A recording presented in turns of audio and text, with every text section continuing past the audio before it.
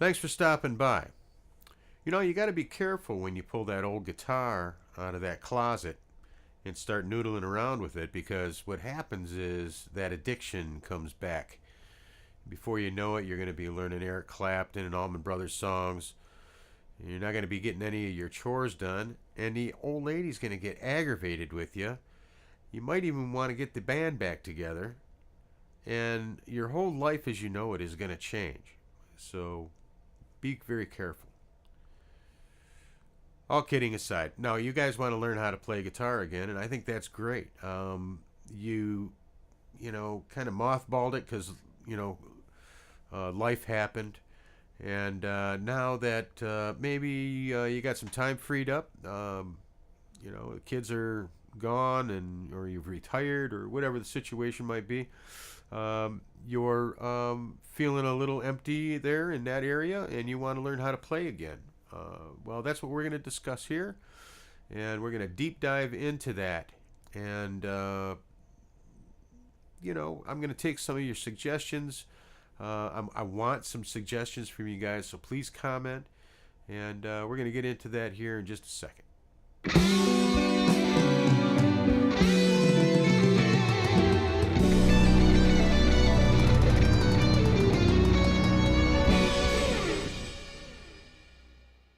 All right, so a little bit about myself. I've been playing guitar. I actually started out when I was a kid. I was a drummer in a band, and I played drums for the Michael Davis Band, which was a great old southern rock band years ago. We did a lot of covers. We had some original music that we did. We had a little local notoriety. We could pack up a bar pretty good. And then the band broke up. Like I said, life happened, but I never stopped playing. I kept playing the drums, and I learned how to play the guitar through working with the band, the Michael Davis Band. Michael Davis was nice enough to give me lessons. He's since passed away. Dave Scarrett gave me lessons. He was also in the band, the second guitar player. He's also gone now, consequently. My the fourth member of the band, Bill Jewell, who was our bass player, he's still around. We get together from time to time just to have a couple of beers. Um, but I started a band when my kids were little, actually before my daughter was born, and we called it the Midlife Crisis Blues Band. And that's been 30 years that band has been together. It consists of um, essentially old friends that were in similar situation to what I was in. They were raising their families, but had a hole in their heart where the music needed to go. And we got together on Thursday nights and we jammed. I mean, that was we called it our bowling night, and it was just it was fun. And it continues to be fun. We're still together after nearly 30 years of being out there. We've done a lot of cool gigs. We've traveled to St. Louis, and we've done a lot of different things. But musically, I've always had the guitar in my life. I've always had it with me all this time, which you know uh, I was fortunate that my family was understanding in that way. So I could take the time to practice and spend time in my studio and do whatever. I've always had a recording studio um, in the house, and I've always kept up with things that are going on. So that's my background. Um, Now I have this YouTube channel, and I enjoy putting lessons out there for folks, and uh, discussion videos like this one for folks who want to, you know, get back into playing. This is it's been such a blessing for me to be able to stay playing all these years, and be able to maintain this as part of my regular daily life. That I feel compelled whenever there's people that tell me, I got an old guitar in the closet and I want to pull it out. I just can't seem to find the time. Well, apparently you have found the time, because you're watching this video and you want to get back into it. So I think that's really great. Where to start? You're going to find out. Here's some of the things that that you've probably already discovered, is that when you're playing, your mind is willing, but your body is not. Your fingers are not. You'll find that you've lost all your calluses. The muscle memory for doing all those chords that you used to do so easily is gone. Or it's not gone. It's just let's just say it's been put on pause, and so I don't know where everybody is at. So this is where the comment section comes in. There's so many different situations out there in YouTube land that I really don't know where you are personally, individually, as far as your abilities are concerned. All I know is that you want to start learning how to play again. So consequently, I'm at a little bit of a disadvantage here, because I don't know what level you're at, or what level you used to be, or where you want to go with this. So that's why I keep stressing the comments section. So I need you to leave some comments. But I do have a couple of exercises that might help shake out some of the cobwebs, and those would be, I think, what's going to happen is you're going to be chordally, as far as your chords are concerned, they're going to be a little sloppier, I think. And I think your lead work will probably come back to you a little quicker. Again, I don't know where you were at individually, but let's just assume that that your rhythm side of your playing is going to be maybe a little more of a challenge than what your lead side is going to be.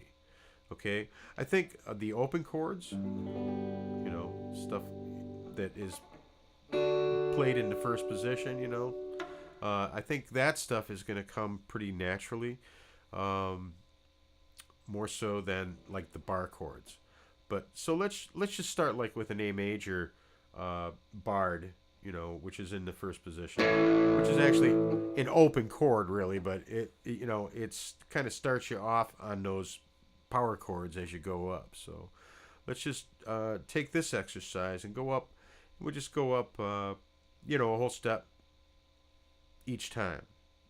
And I guess the exercise would be to play those chords clearly all the way up to the E position, all the way up to the 12th fret. 1, 2, 3, 4, 5, 6, 7, 8, 9, 10, 11, 12. All right, so let's just start that. Let's just go with something along this line.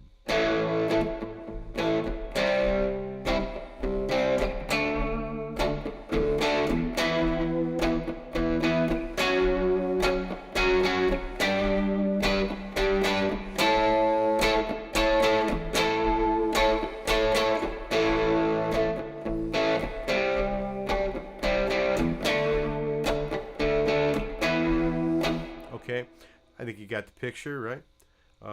And try to keep it clean and in tempo, and just move up and start over. Or you could actually go from here. You go.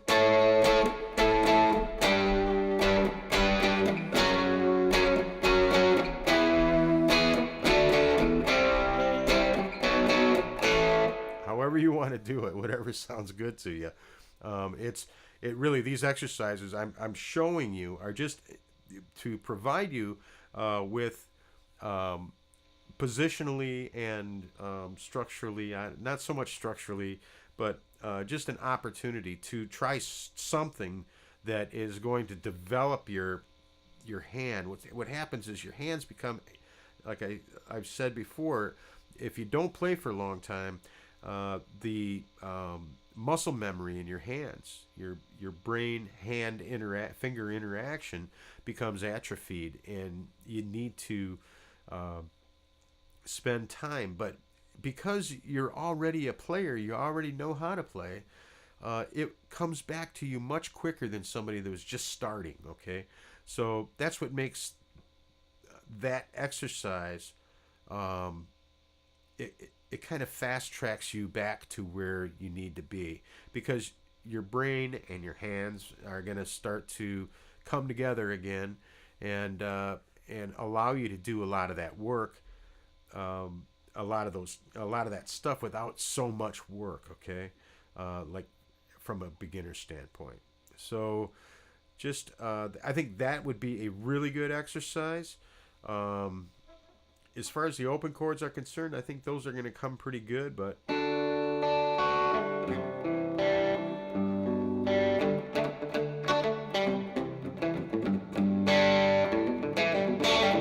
know, I mean, there's a lot of stuff you can do in that open D position, right?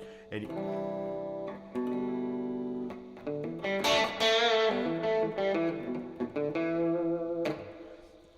okay, so those are, and I would take that A. You know, these all these chords are starting on the A root of the chord. I would take the E and do the same thing. So you're going.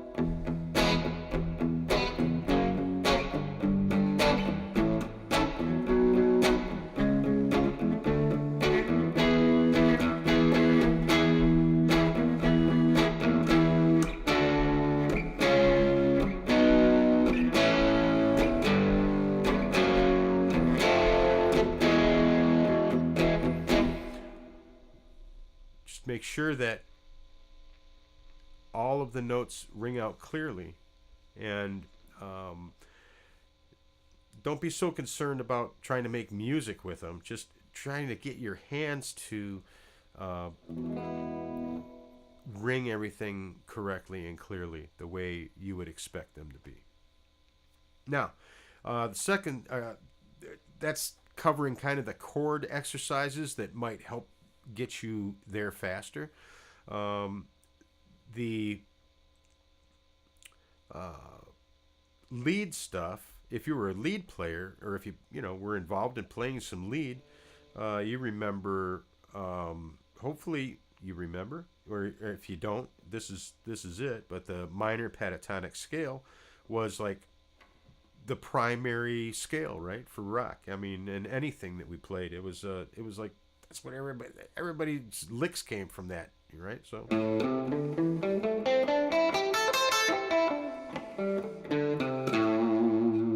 Of course, you got to alternate your picking, not like I do. I have bad habits, believe me. Not a lot, but I have some. Um, the minor pentatonic scale, if you don't remember it, is let's in the A position. You go to the fifth fret, 1, 2, 3, 4, 5, the A position.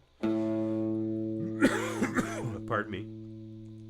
With your index finger. 1, 2, 3, 4. These are numbered that way. Okay, so 1, 4,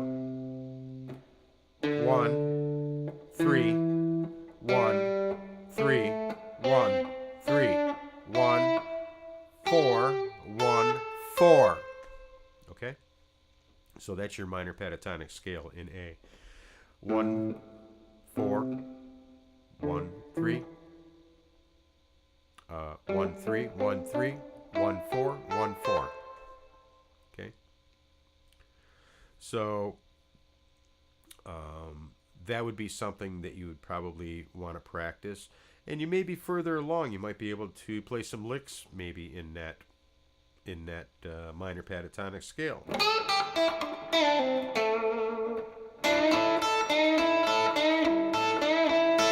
Remember some of those?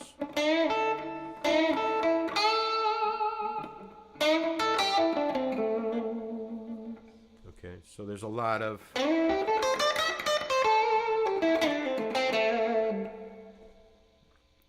it'll come back to you. You just need to get your hands on the instrument and get your dexterity back. So I'm going to wait for your suggestions to really go into a whole lot of detail on a lot of other things. Please leave your comments. Subscribe to my video here.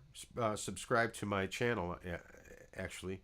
And hit the bell icon, and then you'll get notified when new videos are put up. But your suggestions are really important, so please comment. Let me know what you want, and that's what I will put out. And we'll get you back into playing guitar again. I think you've made a wise decision. It's going to enhance your life.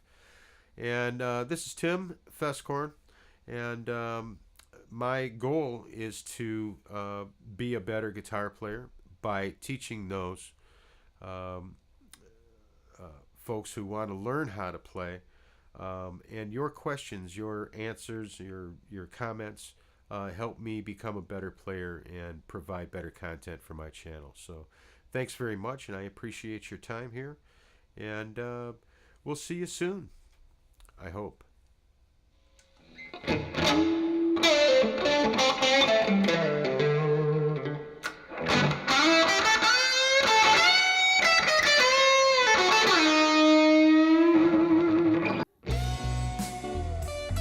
Hey, thanks a lot for watching the video. I appreciate it. Don't forget to like, comment, and subscribe. Thanks again.